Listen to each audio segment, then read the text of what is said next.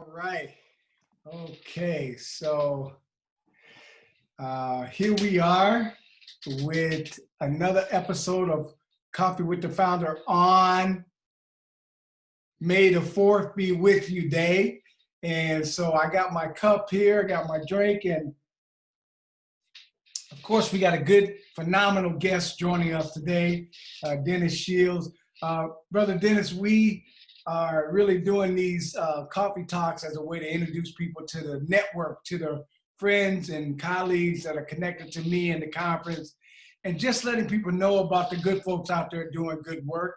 And so we're glad that you can join us for a few minutes here. And we're going to get started just by asking you to introduce yourself. Who are you? What do you do? Well, I'm Dennis Shields. I'm the Chancellor at the University of Wisconsin-Platteville. In a less than 60 days, I will have finished a decade in this role. I have a campus of something over 6,000 students, 6,500, between 6,000 and 6,500. We're a part of the University of Wisconsin system. Sort of a STEM school. Most people would associate our campus with engineering. Almost half of the students we have are involved in some sort of engineering, but we have agriculture, criminal justice, we have a school of education, etc. We're in rural Wisconsin, town of 10,000 or so in the very southwest corner of Wisconsin. Pretty close to God's country, you know, only a 15-minute drive from Iowa. You and I both have strong connections. You're not a native.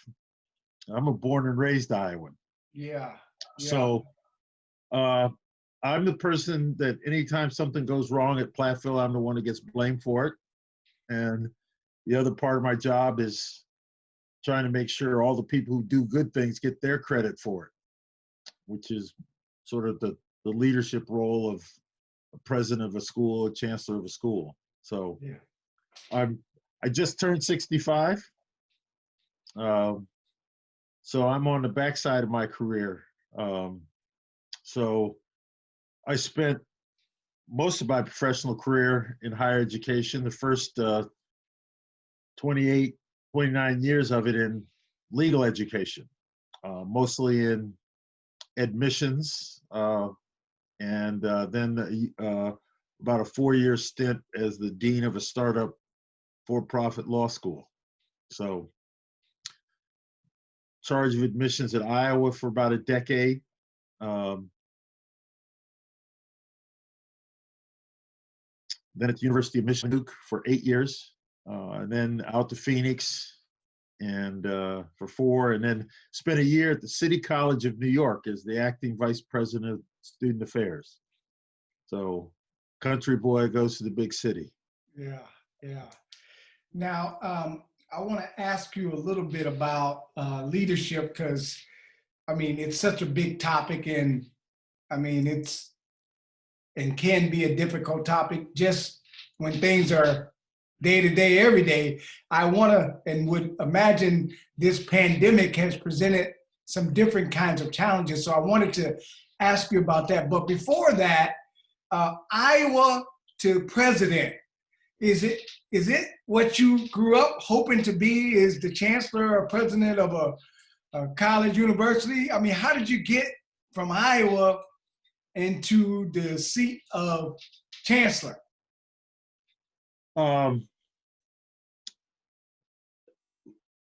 That's the interesting question, because I never thought, I was early in my career, shortly after I was out of law school, and I was visiting a school,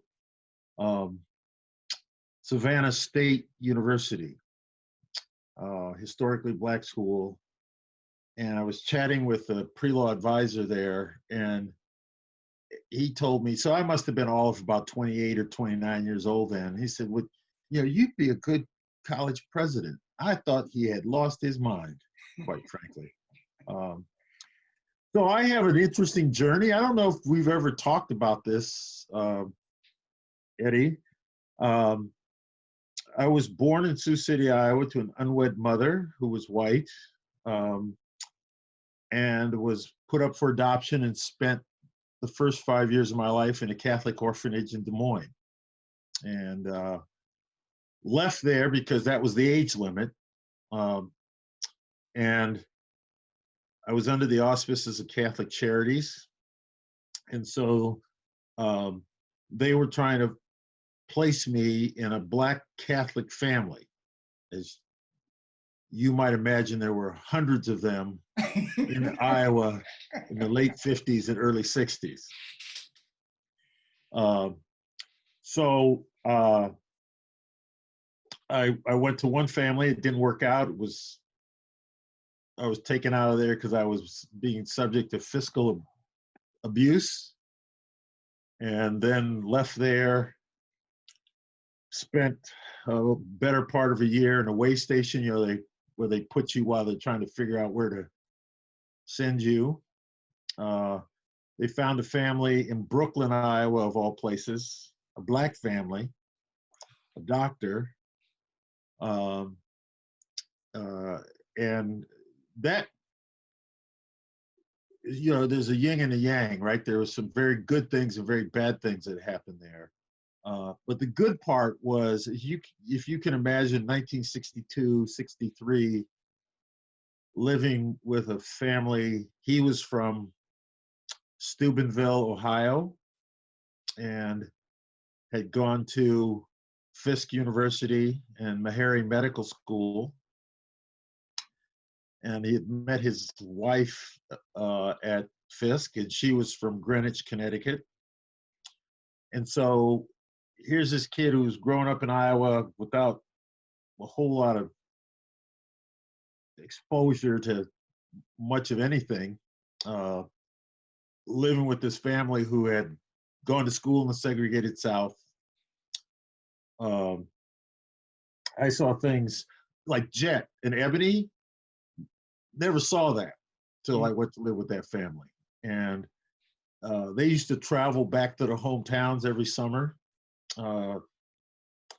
And we would stop along the way and see some family, but a lot of times it was visiting with his medical school and college classmates. And so here I was, 7, 8, 9 years old, and I certainly saw folks in the family and that kind of stuff that weren't doing too well, but I also got exposed to these Black professionals who were businessmen, lawyers, doctors. And so the magic of that was that it never occurred to me that's not what you do. You go to high school, you go to college, you do whatever. So I don't ever think someone consciously told me that's what I was supposed to do, but the downside of that family was, I was subject to some abuse there, but the upside was this exposure to successful African Americans, educated African Americans, being intellectually engaged. That was they watched on TV, watched the civil rights and all. And that really, it was part of their life. They lived in the segregated South. Dr. Carney set up his practice in Brooklyn because he wanted to go back to his hometown, and he couldn't get financing to open a practice. In rural Iowa, they were desperate enough for doctors. They didn't care what color you were. So he was recruited by 3 or 4 towns, little towns in Iowa, and settled in Brooklyn. Only Black family in the county, and the only Black family that we engaged with was a medical school classmate of his, who they both had their residencies in Cedar Rapids. And the same thing had happened to him. So he set up a practice in Belle Plaine, Iowa. So we used to go see them once in a while. So left there, went to a boys' home, interesting environment. I was the youngest kid there. So I was a sixth grader. Went to high school. Um, in my freshman year, I didn't get along with the director. Um, I had been through enough at that point that I didn't put up with a lot of nonsense. Mm. And you wouldn't know I'm a knucklehead, but so got into a big argument with him. Well, probably the sixth or seventh knockdown drag out I got into with him, and so Saturday afternoon at 4 o'clock I got kicked out of there. So social worker shows up 4 o'clock. He's like, I don't know what we're gonna do. And I had a classmate of mine that I used to spend weekends with, that kind of stuff, and white family. And the father, about a year before that, I'd been spending the weekend there. Now, he was kind of scary, right? He had buzz haircut, lifted weights all the time, ex-military. Most weekends I was over there, he probably said 10 words and none of them were directed at me. But it was time to go home, and he said, "Sit down, son." I'm like, "Okay." And he says, "You ever need a place to stay, you have one here. You understand?" I'm like, "Yeah, okay, I guess." And took me also a year later. "Hi, how you doing?" And so I went to live with them. Interesting, white family, not Catholic. That's how desperate Catholic Charities was at that time. Neither he or his wife had a high school degree. He'd gone into the military because it was either that or go to jail, and joined the army and was a military police officer during the Korean War. Interesting. I think the military makes a difference. And so he sort of took everybody as they were. Race didn't, enter in the equation in the way it might have a lot of people. He liked and respected people of character and integrity, and he worked hard. I mean, he worked same place for over 50 years. He may hold the record for the longest state employee in the state of Iowa. I mean, I think he worked for the state of Iowa for like 55 years. But just a rock solid guy. And I went off to college, and I went to college at Graceland, essentially because my sixth grade teacher, who I developed a relationship with, and his family had moved to Lamoni, where Graceland is. And I was going to go to college. I wanted to play basketball. But I learned early on that there wasn't much call for 6'2", slow, non-leaping centers at the Division I level. So I was going to go to a small college in Iowa. I had to figure out how to navigate that on my own, and I had figured out that I could finance my education if I stayed in Iowa. And so I went to Graceland, and his wife, who was another great person, she was working in the TRIO programs in Lamoni at Graceland, and she was the one in my sophomore year who suggested to me, "Why don't you think about going to law school?" And I may have gone to law school anyway, but it's clear that it wasn't on my radar and hadn't thought about it. So she planted that seed, and so I decided to do it. So I go to law school without really a plan. I figured I couldn't be worse off going to law school, and I appreciated all the reading and the stuff I'd learned about Black lawyers, Thurgood Marshall, and a gang of others. So I figured I'd go to law school. And if you'd asked me what I was going to do, I said, well, I'll probably practice law. But I ran into this brother at Iowa, and I don't know if you ever met Greg Williams. He may have been gone from there when you were there. He may have been over in the provost office. And he offered me a job working as a half-time graduate assistant my third year in law school. And then when I graduated, I was going to go off to Milwaukee, be a public defender. I'd been an intern there the summer before. And, about a month before I graduated, he said, if I have a full-time job, you want to stay here? Well, I'm like, great, I don't have to grow up yet, right? And so that started it. And I was fortunate, my experience at the law school at Iowa, there were people who cared about my growth and development. They gave me an opportunity to show what I could do. And so I started down that path. Then, Greg, who hired me, he's still a mentor of mine. I still talk to him. And he had gone on, he was the president at City College. And I was going to be there. I was working at Duke. I was going to be there. So I called and said, well, come by and see you. And first words out of his mouth is, what's your next job? You could be dean of a law school. I'm like, doesn't sound like a fun job. I've been in legal education. I'd see what deans had to put up with. And then he nominated me for a deanship at a school. So Greg was no joke. He knew I thought he was. And so that got me thinking, and that didn't work out, but I came across this other opportunity and took it on. And I thought that was going to be my last job. I really enjoyed it, but it was a private equity group that owned it. And so a couple of years in, I sort of figured out it wasn't going to work. And they had hired an executive coach for me and the deans at the other law schools they owned. And he's the one that asked me what I thought my next move was. Well, it was like running a small college. It was a freestanding school.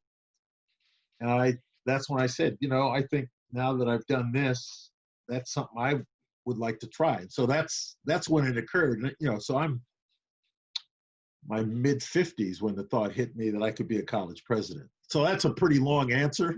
Right. But that's kind of how it happened. Yeah, no, it's helpful for me as the person interviewing you, but the person who knows you, so I get to know you even more. So I appreciate that sharing. I'm thinking about, again, how life experiences help you with life's work.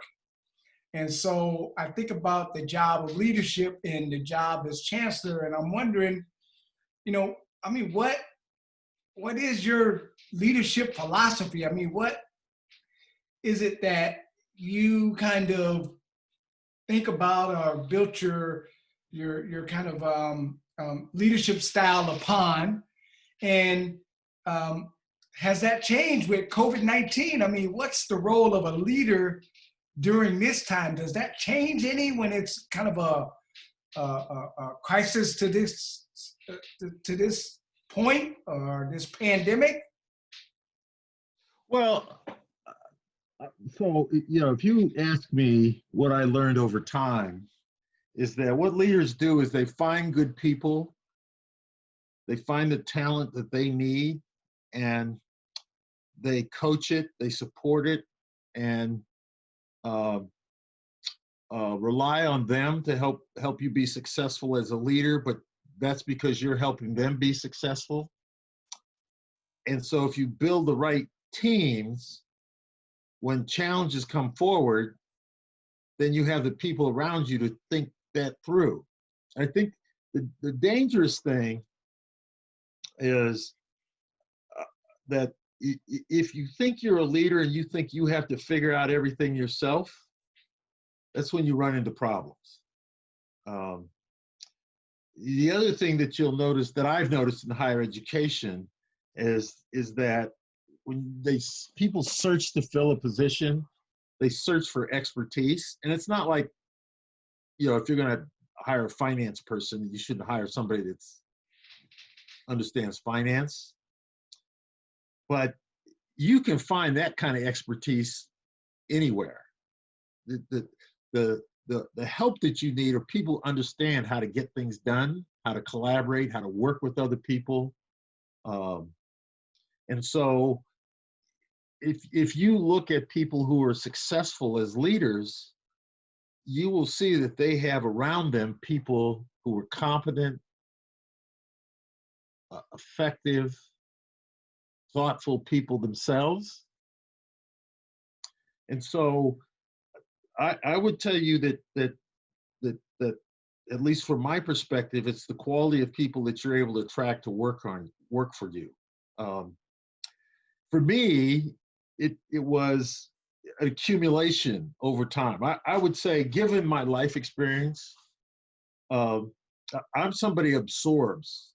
I think because I didn't have a lot of control over my situation when I was growing up, I tended to learn to absorb stuff and understand that maybe I didn't have enough information in the moment to sort of understand it, process it, make use of it. But that didn't mean it wasn't of any use. So it may take a week, 6 months, 5 years before something that you take in, you actually say, oh, I get that now. The other thing you do is you observe other people. The dean that I work for at Iowa, well, Greg, number one, Greg's approach to me, and I'll get back to that, but then also observing his boss, the dean of the school, and then going somewhere else and seeing the dean of another law school, and then having that dean leave and have a new guy come in, and you saw the difference, right? Good leaders never throw their people under the bus. Good leaders always accept the accountability for the bad, right? It's easy to take credit for the good. And if you're a good leader, you understand that if good things happen, it's never just because of you. It's because of the people around you and other people that have come together to help get that thing done. And those lessons started when Greg hired me right out of law school, because he'd hired me as a graduate assistant to help with the effort to attract minority students to the law school. So that's sort of what my gig was for that year. And when he was talking to me about coming on board permanently, I said, okay, I'll be in charge of minority recruiting, which I thought was great. He said, no, you're going to be overseeing the whole process. I understand that you have an interest and a passion for that, but you can be much more effective if you run the whole thing. Mm. And then he said something to this day I remember, don't ever let anybody put you in a box. But number two, don't ever put yourself in a box. Don't let somebody else define your limits. And then he talked to me. He said, here's what I got going on. I'm going to be up for tenure. I got to finish my 2 articles. I'm writing a book. Plus, I'm writing my autobiography. I can't do all that stuff worrying about this day to day. So you're going to come on board to help me by doing this other stuff. So that's what's in it for me. That's what he said. That's what's in it for me. Here's what's in it for you. If I'm successful, in a couple of years I have tenure, I get a sabbatical. I get to go off for a year, year and a half. By that time, you will have been here and people will be comfortable with you sort of running it in the short term. When I come back, I don't want to do this. I'm going to go on to bigger and better things. So that gives you an entree to move up if you do well. That's the way it worked. He did what he did. I did what I did. Yeah. Now, I would characterize Greg as being a lot more calculating than I am, because he was a man with a mission. He knew what he wanted to do. But I also saw him understanding that he cared about me and my success. And I learned a great deal from him, just observing him. Greg was never one of those people who would sit down and say, I'm going to school you now, right? But you walked in and asked him a question, he would make suggestions to you. Say, well, you want to do X? Well, here's 2 or 3 things you ought to think about. Here's a couple of other people you ought to talk to. Here's something else you need to worry about. He never say anything more to you. Now, what I give myself credit for is I sort of paid attention. And I wouldn't ask him, well, what should I do? And I have this experience with people now. This is what makes you crazy. That he never had to tell me, here's the 3 things you need to do, and you better do them this way, or it's going to go sideways. He would just say, here's the things you ought to think about. Here's some people you ought to talk to about this. Now, I still do that. But you have people that you'll say, you know, if you're going to do that, here's a couple of things you ought to think about. And here's maybe the route you want to go. So what happens? They don't do that. They do something else, and they come back to you and say, well, you know, this is a mess now. And I'm saying, well, did you talk to, I don't know what to do with somebody like that, right? If you ask my advice, I give you my best advice, you decide to do something else, then you come back and say that didn't work out. I'm like, why'd you ask me if you were paid? I mean, I would have never done that to Greg. If I'd have gone to him and asked his advice about something, and he gave me advice, and I did something else, I'd say that was on me, not on him. I think that's what good leaders do, right? And you shouldn't have to learn only by somebody telling you, I'm going to tell you about this. You should be able to observe it. So when you get put in a crisis situation, the COVID thing, I think a couple of things you have to have. I think the best leaders are driven by values, okay? I mean, if you have good values and you're committed to them and you're committed to doing the right thing, it's going to work out, because there'll be people who beat you up about whatever, and but if you say, okay, what is most important now? What is the right thing to do? And you do it. My experience is that in the long run, it works out no matter how crazy people get on the spot. So in this environment, what are the values? What are the most important things? The most important things are you want people to be healthy and safe. So you lead with that. And then you help people deal with the uncertainties and the ambiguities. So with COVID, this is moving awful fast. So you might have talked to me 2 weeks ago and I would have said X. This doesn't look good. This is how it's going to play out. Well, 2 weeks later, it's a little different. Yeah. And so at times like this, that's what you have to deal with, is the uncertainty, and help people get through it, and actually be willing to talk to them and walk them through it. So I'm on Zoom meetings now. I've had a Zoom meeting with, for students that want to come in, faculty, staff, and you just talk them through it. And I realize that part of it's my life experience, that the uncertainty doesn't really get next to me, because I've been dealing with uncertainty since I was born. Right. And what you do is you get up the next day, you make your best effort, and you move forward. And even if you have to tell people things they don't want to hear, if you are real with them and explain where you're coming from, they may still disagree with you, but they understand. Again, another long-winded answer. Yeah. Well, I wonder, I'm assuming you must encounter young people or folks in general that says, I want to be chancellor someday. I want to be president someday. I was wondering, what kind of advice do you give young people that are folks in general that may be interested in your job? Well, the first thing you got to do is do the job you have as well as you possibly can. I think too many people they think they want to do this, but they don't do this very well. Okay?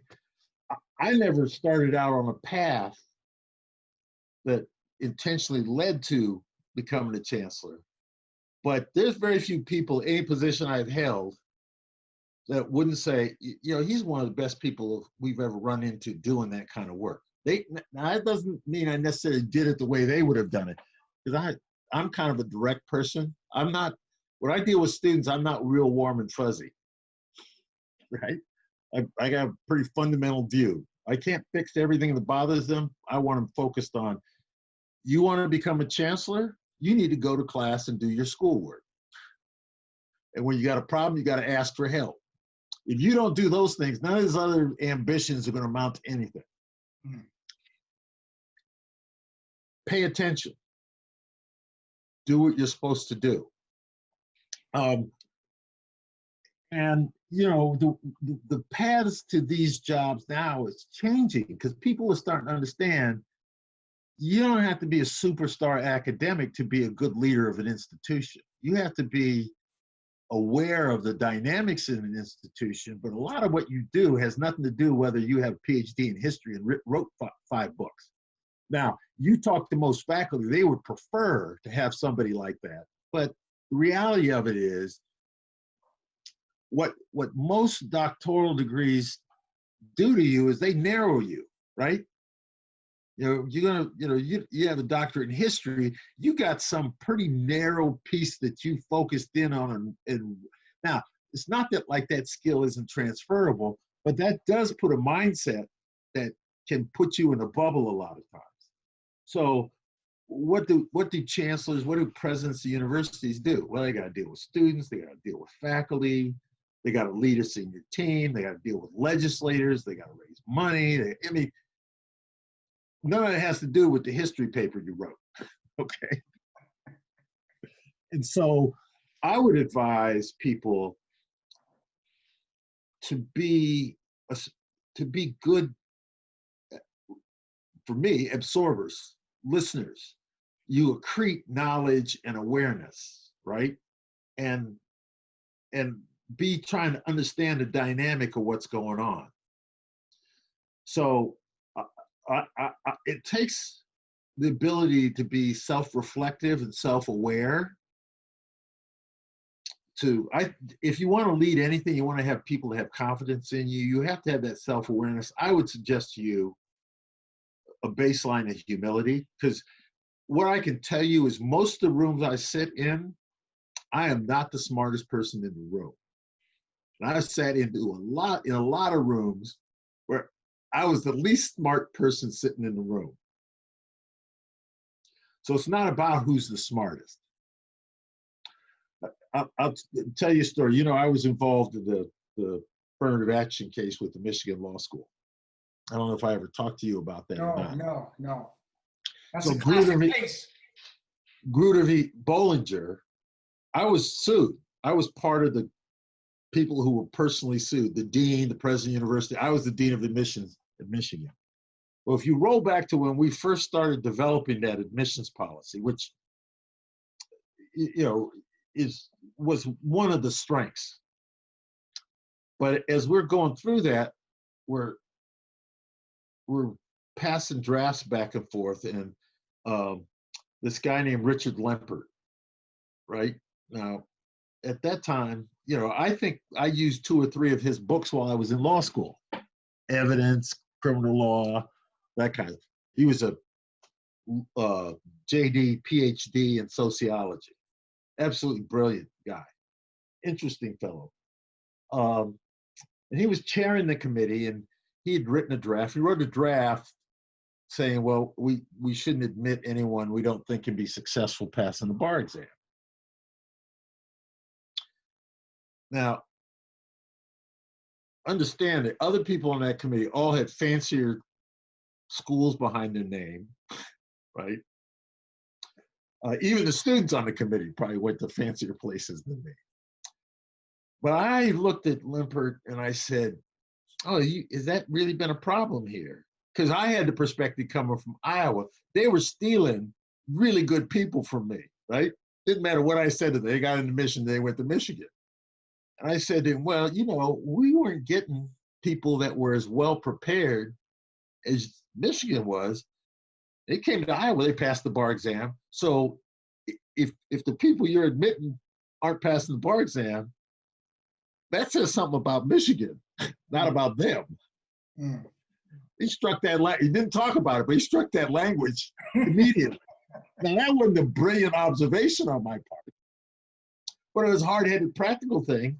You know, they were getting people with, you know, LSAT scores that were standard deviations stronger than the ones I was getting at Iowa. And they were passing the bar exam. Yeah. So that the ability to sort of home in on the sort of things that are important. And once you plant that seed, they began to think about what they were doing differently. Now, don't get me wrong, there are a lot of people who contributed to the drafting of that policy, okay? But those pieces are important, so you figure out what's important. Doesn't take brilliance, takes pragmatism, that kind of thing. I don't know if I'm making any sense or not. No, no, that makes a lot of sense. That makes a lot of sense. I was gonna ask you about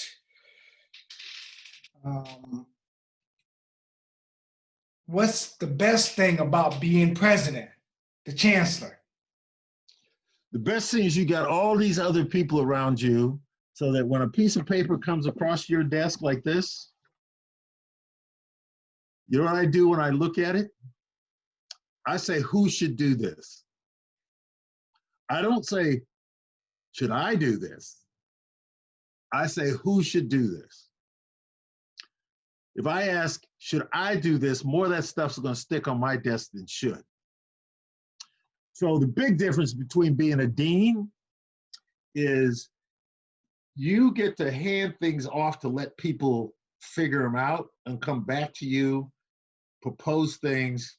You get to analyze it, fine tune it, give it back to them. So I got, 4 vice chancellor, an assistant chancellor, and an athletic director who report to me.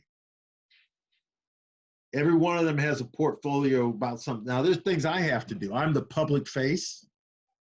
I have to make the decisions, but the ability to sort of not have to sit down and write everything out yourself, I hand it off. I say, okay, Paige, I'm the last resort of appeal for student discipline. I say, well, this one's out of luck. Here you go. Write this up for me, right? And I had to review it and sort of say, well, there's a couple of things here I'd do differently, give it back. That is, from my way of thinking, that's the best thing about it. I mean, there are a lot of other things that create challenges for you. I mean, ultimately, the buck stops with me.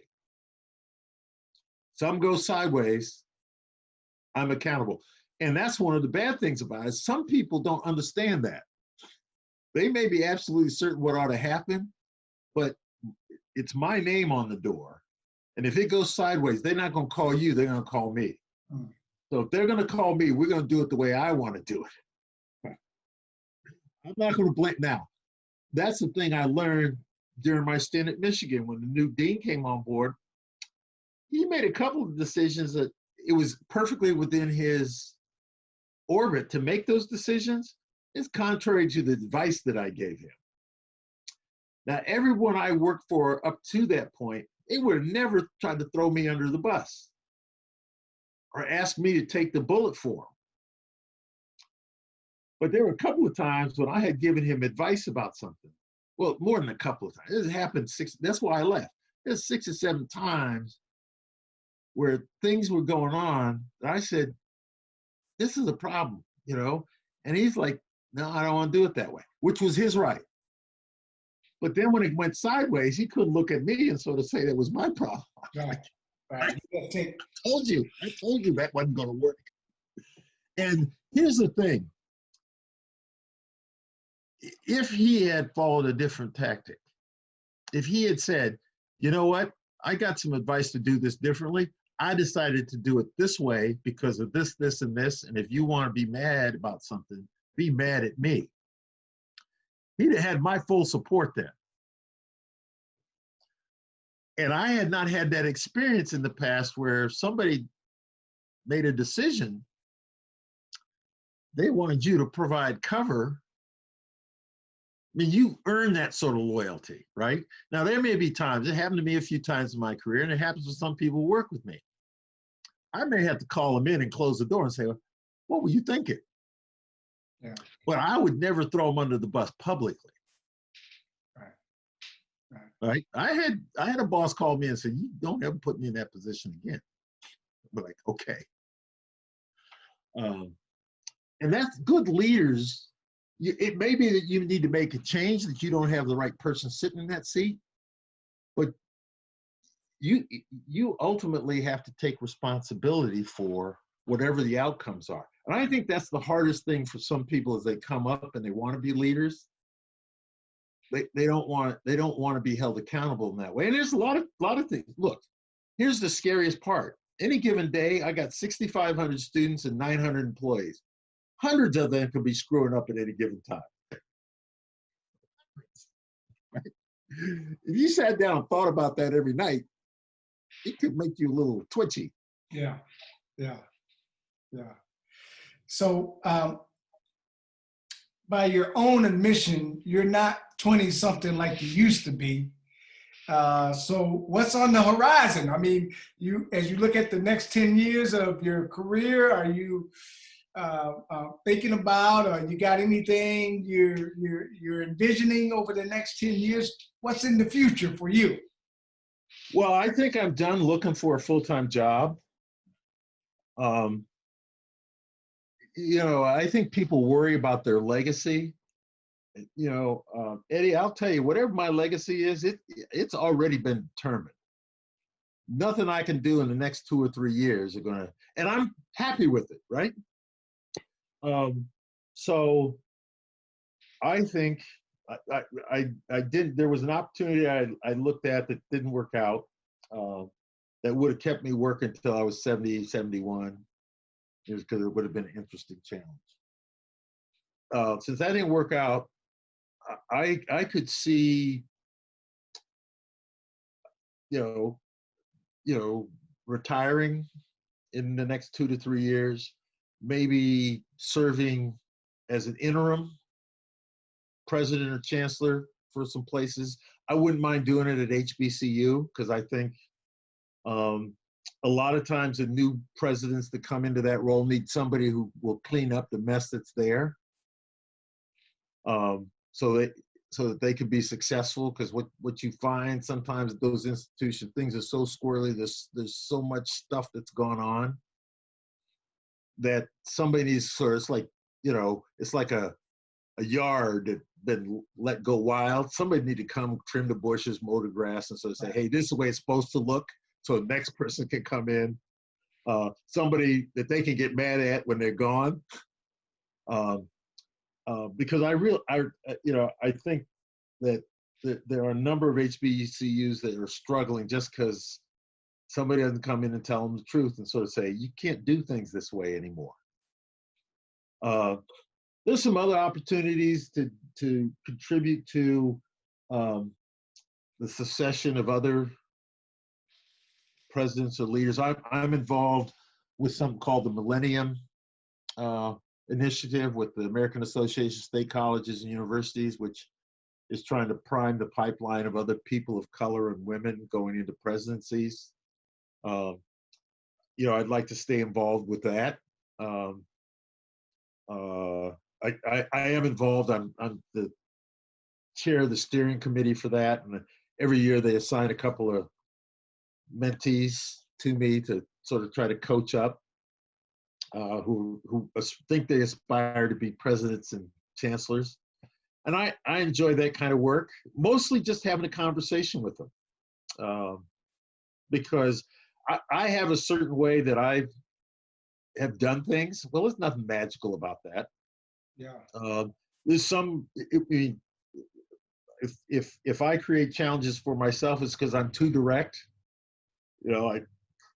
If something looks squirrely to me, I'll say it sometimes before everybody else is sort of thinking that, but no one else wants to say it. My old high school basketball coach, who I used to get into it with all the time, he told me a few years ago, he says, Des, you were always willing to say what everybody else was thinking. So, you try to pass along that wisdom and, and people got to make their own mistakes. I don't know. You've been around long. Do you ever know a guy named Silas Purnell out of Chicago? No, I don't know that name. He used to work. He great story. So part of how you get to where you are is you see other people. Silas used to run the 8S McKinley Foundation, and we used to place kids in colleges and universities and graduate programs all over the country out of the inner city of Chicago. And Cy Purnell was, he was like in the early 60s, he was like an executive with Coca-Cola or something. And he stopped at McDonald's in Chicago one day, and there was a young woman that he thought was pretty bright and that kind of stuff. And he asked her if she was going to college. And she said, well, I don't know how to go to college. And shortly after that, he quit and he set up this operation. That's what they did. And I visited. I worked with him for a number of years. And I finally went to see his operation, which was on the near south side. And I don't know if there used to be these low-rise housing projects. And his office was in the basement in one of the corners of one of these, 2 or 3 story buildings. And he had, there's 3 or 4 little offices in this open space. There's stuff piled all over the place. I got there about 2:30 one day, and it was sit down, so I was busy. And so I sat there. By 3:30, there was a line out the door and all the way around the building of these young people who were trying to go to college. Now, I knew about him because there was a whole stream of them that did undergraduate work at Iowa, and I had, in my role as the dean of admissions at the law school, there were like 2 or 3 kids a year that he would hook me up with. A young lady, I don't know if you remember Cynthia Nance, she's somebody I recruited through, that I was connected up through Silas Purnell, ended up being the first African-American woman, the dean of the University of Arkansas Law School. Oh, wow. So I say that because Silas once said he was a great orator, and he told these young people, experience is the best teacher, but you're a fool if the only experience you learn from is your own. Mm. And it's a real important message. If you think you have to have the experience to own it, to understand it, you can go that way, but you're going to have a lot more lumps on your head. Yeah. At the end of it. Yeah. And he was plain spoken, right? I mean, he would tell. So my experience with people of color in predominantly white institutions, one of the hardest things you have to do is to figure out who is telling you the truth. Mm. Right? Because it's sometimes the thirst for sort of approval and thinking you're doing okay, you don't realize that people aren't telling you the truth in a way that's helpful to you. Mm. Right? They can look at you and say, well, what you're doing needs to be better. And Silas didn't pull any punch. He would do anything. If someone went sideways with one of his kids at Iowa, he was on the phone talking to the vice president saying, what's happening with my people, right? And I developed a relationship with him because he saw how his folks that he sent my way that came to Iowa got taken care of. They had a problem, I helped fix it. And so, but he had a way of sort of, if you weren't going to show up and do the work, he didn't have any time for you. He'd be the first one to call you up. If I called him up and told him, your boy, who I'm trying to take care of, is not paying any attention, the next day, the guy was in my office saying, okay, I guess I got to do what you're telling me to. Dr. Purnell called me, and he told me I needed to straighten up. I don't want to, but I'm going to because he told me. Yeah, yeah. But you had that experience, the people want to pat you on the back and rub you between your shoulders and tell you everything is fine. If they're not telling you the truth, they're doing you more damage than good. Yeah. And so finding people, and I feel an obligation to do that because I'm sort of old school that way. Yeah. No, it's such a good point, and I hope people are hearing what you're saying. That particularly folks of color in predominantly white spaces pursuing those kinds of opportunities, you got to have people to tell you the truth. So this is one of the lessons I learned from Greg Williams. So I went to work for him, and I noticed all the people, all the professors at the law school that were the scariest people were the people he had read his PhD thesis, his articles, and all that kind of stuff. I was like, whoa, that guy, he's rough. But what I learned is that Greg did that because he knew they were the ones that were going to decide whether or not he got tenure. Mm. And they were the ones that were going to tell him the truth. This could be better. This could be done differently. That was a real important lesson for me because we tend to say, oh, that guy don't like us, right? Or, boy, he's mean. Well, there's an old timer, David Vernon. He told you exactly what he thought. Didn't much care whether you liked it or not. And it took me a while to appreciate that. Now, he was a good man because the other thing I learned to him, he was pretty adamant about one thing, and I was arguing with him, and a year later when it all played out, he said, well, you were right about that. And that's what I learned. He also said, well, we fight at the faculty meetings all the time, and then, decisions made. Next day we come back, we argue about something else. Yeah. So you don't hold grudges. Yeah. Yeah. Well, anyway, we are out of time, but okay. I want to ask you one last thing because we've been asking people since they got at least a little time on their hands. Has there been anything you've been watching or listening to or reading that you would recommend for folks that you discovered during quarantine? I would tell you the thing that has helped me tolerate this is that I don't listen to the news. I'm kind of a political junkie, and so I watch the shows on TV that sort of now if I'm driving around somewhere, I'm listening to a murder mystery or something, right? I'm tired of people yelling at one another. That doesn't mean I don't have a passion for it, but I think you need to separate yourself from that drama. And then the other thing you got to do is I've tried to reach out to people that I might haven't talked to in a while or I haven't said anything to in a while. Just let them know, even if it's only sending a text saying, what's going on over there? Yeah. Right? How you doing?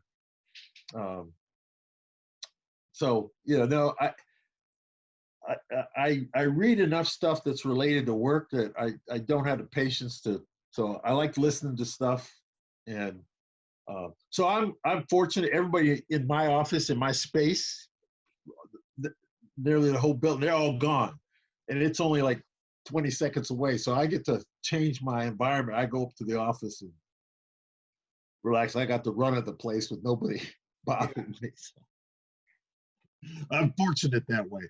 I don't know about folks that, have to sit in the same space day after day. And truth be told, Eddie, I have played a little golf. I'm not playing a lot, but I am getting out. I'm close enough to Iowa. When they closed them in Wisconsin, I could go across the river. That's right. That's right. Well, Dennis, I appreciate you, really sharing just a multitude of nuggets about your journey, your experience, your work. And I just hope the students and the team members of yours appreciate your presence there. I know I've appreciated all that you've been able to teach me. Well, I'm starting to write my story now. I don't know if it's going to be worth anything, but I'm starting to write it. Yeah, I think it'll be worth something. I know I've learned a lot from you, and I appreciate that, and I appreciate you coming on. We don't have enough time for you to talk about the magnificent associated with my golf swing, so I'm going to let you go. But I appreciate you coming on. I was with you most of the way. But I don't know, the connection got fuzzy or whatever. What was that you were saying? I'll look forward to golfing again soon. soon. Well, I have noticed you have not tried to hit every shot as absolutely far as you can. Because I know the first time I played with you, I spent far too much time hunting for your ball. You hit it 300 yards, but I had spent a lot of time hunting for your ball. I can't quite understand what you're saying, but I think there's been some static or something, but I'm gonna let you go. All right. Sending you love. You take care of yourself, my brother. All right. You take care, Eddie. It's good to see you. Thanks, Jenny.